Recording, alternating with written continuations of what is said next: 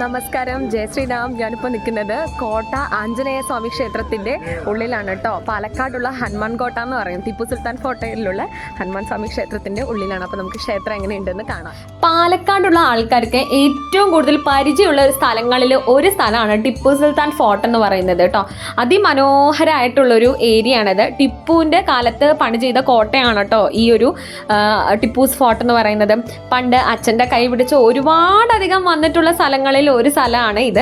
ഈ കോട്ടയ്ക്കുള്ളിൽ ഒരു ആഞ്ജനേയ സ്വാമി ക്ഷേത്രം ഉണ്ട് കേട്ടോ. അപ്പോൾ ആ ക്ഷേത്രത്തിലേക്കാണ് നമ്മളിപ്പോൾ പോകുന്നത്. അതിമനോഹരമായിട്ടുള്ള ക്ഷേത്രമാണ്. ഒരുപാട് വർഷങ്ങൾ പഴക്കമുള്ള ക്ഷേത്രമാണെന്നാണ് എൻ്റെ ഒരു അറിവ്. അപ്പോൾ ഇങ്ങനെയാണ് എൻട്രൻസ് വരുന്നത് കേട്ടോ. അമ്പലത്തിൻ്റെ ഉള്ളിലേക്കുള്ള എൻട്രൻസ് ഇങ്ങനെ വരുന്നുണ്ട്. ഈ കാണുന്നത് ഹനുമാൻ ക്ഷേത്രത്തിൻ്റെ ഉൾവശമാണ് കേട്ടോ. ഏകദേശം ഉള്ളിലേക്ക് കടക്കുന്ന രീതിയിലുള്ളൊരു ഉൾവശമാണ് ഇപ്പോൾ കാണുന്നത്. ഇങ്ങനെയാണ് ക്ഷേത്രത്തിലേക്ക് കടക്കുക. അതായത് ശ്രീകോവിലിൻ്റെ ആ ഒരു സൈഡിലേക്ക്, ഭഗവാനെ കാണാനുള്ള സൈഡിലേക്ക് കടക്കുന്നത് ഇങ്ങനെയാണ് കേട്ടോ. വടയാണ് ഇവിടുത്തെ ഏറ്റവും വലിയ പ്രസാദം. ഉഴുന്നുവടയാണ് പ്രസാദം. പിന്നെ ഇവിടുത്തെ ഏറ്റവും വലിയ വഴിപാട് എന്ന് പറയുന്നത് വടമാലയാണ്. വളരെയധികം ശക്തിയുള്ള ഹനുമാൻ സ്വാമി ക്ഷേത്രമാണ് കേട്ടോ ഇത്. ഇവിടെ വന്ന് വടമാല നേർന്ന് നമ്മൾ എന്തെങ്കിലും ഒരു കാര്യം ആഗ്രഹിക്കണമെന്നുണ്ടെങ്കിൽ അത് ഉറപ്പായിട്ട് നടക്കുമെന്നാണ് ഞങ്ങളെ നാട്ടിലെ ആൾക്കാരുടെ ഒക്കെ വിശ്വാസം കേട്ടോ. ഞങ്ങൾക്കൊക്കെ അത് ഒരുപാട് പ്രാവശ്യം അത് ഫലത്തിൽ വന്നിരിക്കുന്ന ഒരു കാര്യമാണ്.